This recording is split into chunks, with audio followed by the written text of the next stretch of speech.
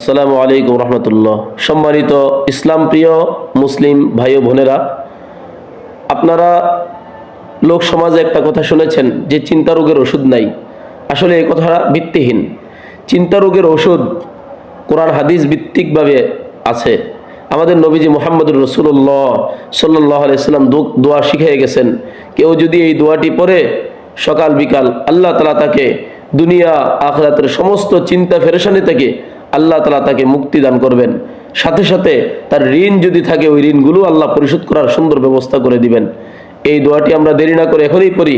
আল্লাহুম্মা ইন্নী আউযু বিকা মিনাল হাম্মি ওয়াল হুজনি ওয়া আউযু বিকা মিনাল আজজি ওয়াল কাসলি ওয়া আউযু বিকা মিনাল বুখলি ওয়াল জুবনি ওয়া আউযু বিকা মিন গলাবাতিদ দাইনি ওয়া কহরির রিজাল।